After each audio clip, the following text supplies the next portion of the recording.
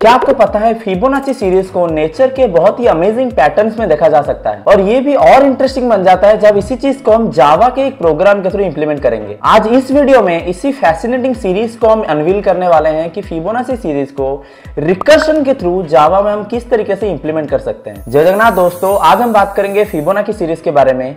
ऐसा होता है कि जब हम जावा में रिकर्शन के थ्रू इसको इंप्लीमेंट करते हैं एक टाइम के बाद ये थोड़ा सा स्लो होने लगता है।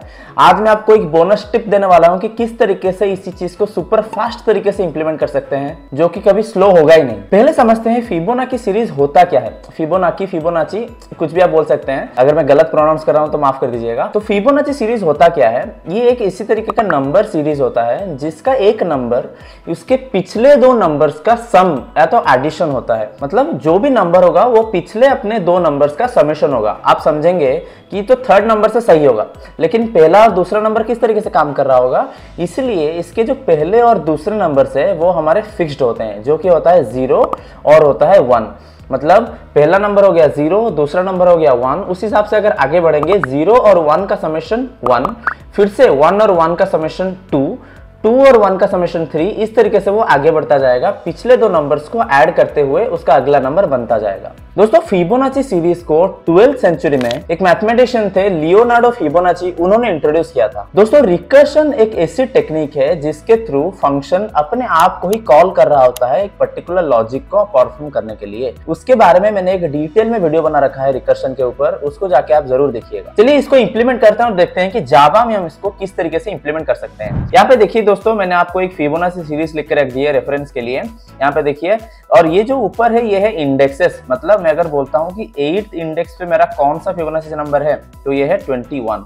ये जो इंडेक्स है ये 0 से स्टार्ट हुआ है, तो उस हिसाब से कंफ्यूज होने की कोई जरूरत नहीं है। 8 बोल के मैं आपको 9th दिखा रहा हूँ। अगर आप नंबर से काउंट करेंगे तो ये 9th होगा, लेकिन आप इंडेक्स अगर देखेंगे 0 बेस्ड तो आगे आपका 8। तो यहाँ पे देखिए कि गेट फिबोनाची नाम का एक मेथड है जो एक पैरामीटर लेता है जो है n। ये n क्या होगा दोस्तों, ये n होगा ये इंडेक्सेस। अगर मैं यहाँ पे 7 पास करूंगा तो ये मेरा मेथड रिटर्न क्या करेगा, एक लॉन्ग जो होगा क्या 13। अगर मैं 8 पास करूंगा तो मुझे यहाँ पे मिलना चाहिए 21। तो ये मेथड मेरा बेसिकली क्या करेगा, एक फिबोनाची सीरीज में से वो पर्टिकुलर इंडेक्स का फिबोनाची नंबर मुझे रिटर्न करेगा। इसके जरिए ही हम पूरा फिबोनाची नंबर का सीरीज भी प्रिंट कर सकते हैं, हम देखेंगे आगे। तो पहले देखते हैं कि ये पर्टिकुलर नंबर हमें किस तरीके से रिटर्न करेगा। दोस्तों उसको डायग्राम के थ्रू समझते हैं अच्छे से। सपोज मेरे को 8th नंबर का फिबोनाची नंबर चाहिए। 8th नंबर का मतलब क्या, उसके पिछले दो का समेशन, मतलब 6th का और 7th का जो समेशन होगा, जो एडिशन होगा वो होगा 8। उसी हिसाब से अगर मुझे 7th चाहिए, क्या होगा 6th का और 5 का जो समेशन होगा वो होगा 7। 6 क्या होगा 4 का और 5 का जो समेशन होगा वो होगा 6।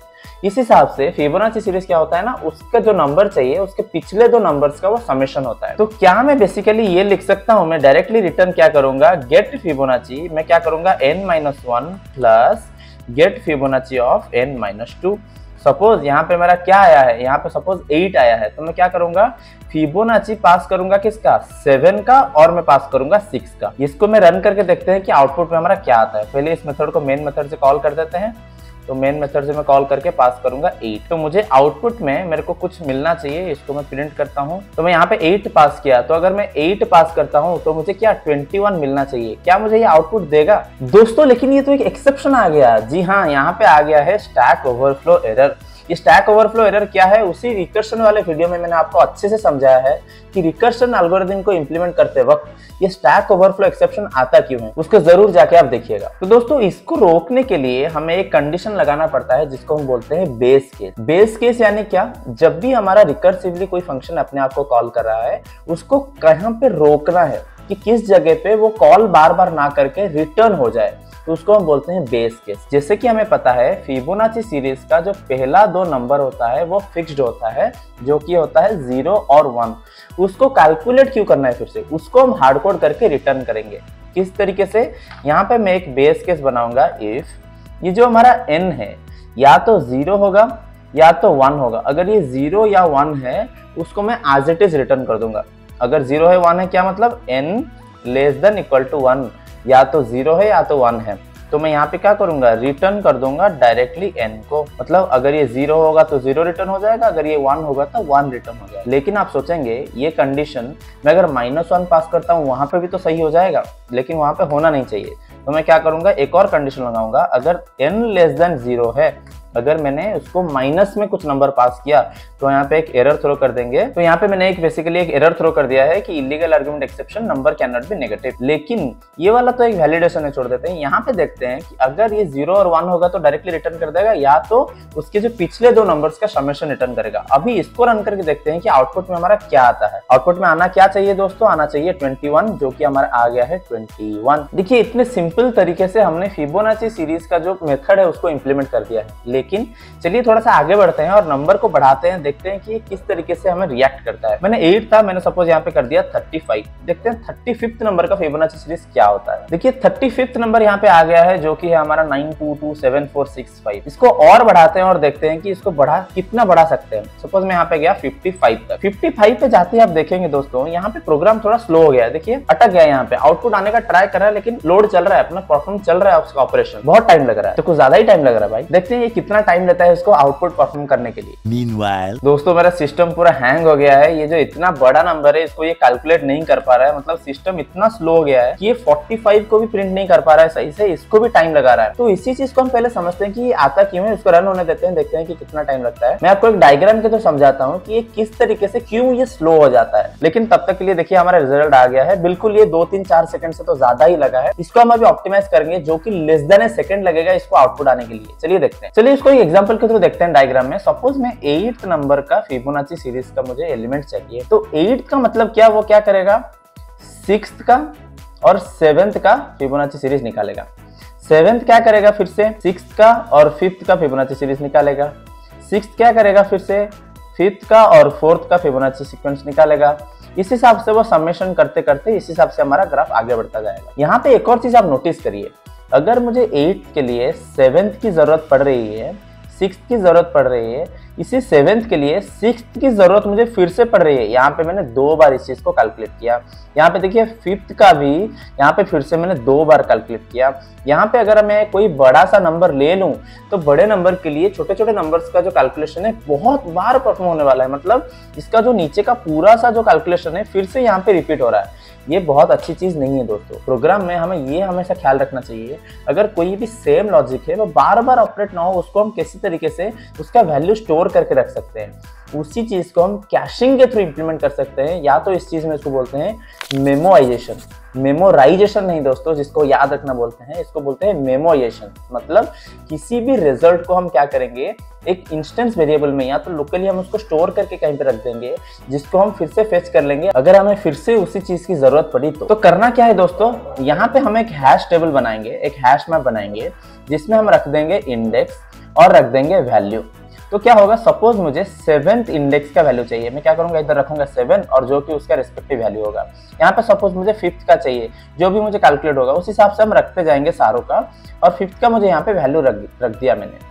तो होगा क्या, जब भी मुझे दूसरी बार, यहाँ पे देखिए मैंने 6th का कैलकुलेट करके रख दिया है, ठीक है, यहाँ पे 6th का हो गया कैलकुलेट और यहाँ पे उसका वैल्यू मैंने रख दिया।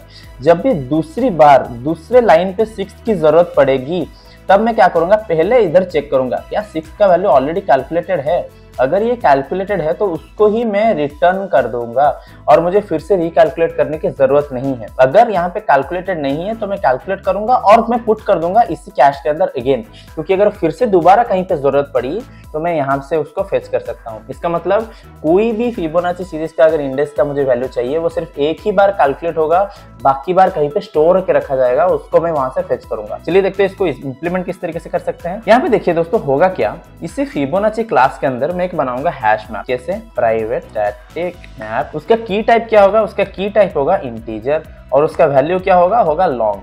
उसका नाम मैं रखूंगा कैश। ये हो गया मेरा एक कैश हैश मैप, जिसके अंदर मैं क्या करूंगा, जो भी मेरा रिजल्ट मैं कैलकुलेट कर रहा हूँ उसको मैं यहाँ पे ऐड करता जाऊंगा। लेकिन पहले मेरे को क्या चेक करना है, अगर जो मैं कैलकुलेट कर रहा हूँ जिस भी इंडेक्स का फिबोनाची नंबर वो क्या ऑलरेडी कैश में स्टोर्ड है। अगर वो कैश में स्टोर्ड है तो उसी को मैं रिटर्न कर दूं। किस तरीके से रिटर्न करूंगा, यहाँ पे मैं क्या चेक करूंगा, इफ कैश डॉट कंटेन्स की। अगर ये जो हमारा की है, की क्या होगा दोस्तों, ये जो हमारा होगा नंबर जो कि इंडेक्स है, अगर ये कंटेन्स करता है नहीं, अगर ये कंटेंट्स नहीं करता मैं क्या करूंगा, अभी कैलकुलेशन करूंगा। हमें पता है अगर ये कंटेंट्स नहीं करता तो मैं कैलकुलेट करने वाला हूँ। क्या कैलकुलेट करूंगा, ये जो गेट फिबोनाची का जो हमारा लॉजिक है उसको कैलकुलेट कैसे करूंगा। मैं यहाँ पे क्या करूंगा, कैश डॉट पुट, हमारा की क्या होने वाला है, n, वैल्यू क्या होगा जो कि हमने वहां पे कैलकुलेट किया, उसको मैं यहाँ पे कैलकुलेट कर दिया। ये लॉजिक कब चलेगा दोस्तों, जब हम चेक करेंगे अगर ये कैलकुलेटेड ऑलरेडी नहीं है तो कैलकुलेट करो और कैश में पुट कर दो। मतलब इस लाइन के बाद हम जब भी इस पर्टिकुलर 27th लाइन में हमारा कंट्रोल पहुंचेगा तब तक हमें ये अज्यूम कर लेना है कि हमेशा वो जो nth का जो डेटा है वो हमेशा उस कैश में रहेगा, क्योंकि ये इफ तभी चलेगा अगर ये नहीं है तो यहाँ पे मुझे डायरेक्टली इस लॉजिक को लिखने की जरूरत नहीं है। मैं डायरेक्टली लिख सकता हूँ cash dot gate of n। तो इसको मैं यहाँ पे अगर लिख दूंगा तो अभी होगा क्या, हमेशा ये चेक करेगा अगर ये कैश में नहीं है तो उसको कैलकुलेट करके कैश में डाल देगा और हम क्या करेंगे, हमेशा उसे कैश से निकाल के उसको रिटर्न कर देंगे। यहाँ पे हमने देखा इसी 45th नंबर के लिए बहुत टाइम लग रहा था। अभी इसको रन करके देखते हैं कि इसको कितना टाइम लगता है। देखते हैं दोस्तों, ये क्या रन करते ही फटाक से आ गया हमारा आउटपुट। मतलब इसका जो हमारा टाइम कॉम्प्लेक्सिटी है उसको हमने बहुत ही रिड्यूस कर दिया है।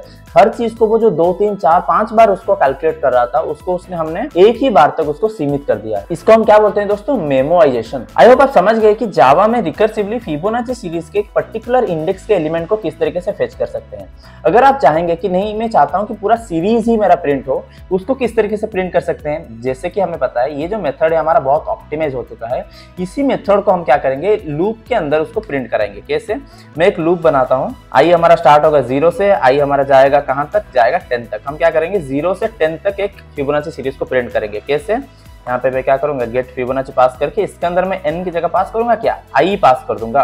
पहले जाएगा 0, 1, 2, 3, इस हिसाब से हमारा आगे बढ़ता जाएगा। इसको मैं अगर प्रिंट करता हूँ, देखिए हमारा आउटपुट में क्या, हमारा जो फिबोनाची सीरीज है प्रिंट हो गया। देखिए स्टार्ट हुआ है कहाँ से, 0, 1, 1, 2, 3, 5, 8, 13, 21, 34, जो कि हमने यहाँ पे लिख रखा है। देखिए एग्जैक्टली ये मैच हो रहा है। इसके जरिए आप पूरा सीरीज भी प्रिंट कर सकते हैं या तो आप एक पर्टिकुलर इंडेक्स का वैल्यू भी प्रिंट कर सकते हैं। अगर आपके मन में कोई भी सवाल है मुझे बिल्कुल जाके कमेंट सेक्शन में बताइए। अगर आप चाहते हैं कि किसी और टॉपिक में वीडियो बनाऊं उसको भी आप जाके कमेंट्स में जरूर मेंशन करिए। तब तक के लिए कोड करते रहिए और सीखते रहिए। नमस्कार।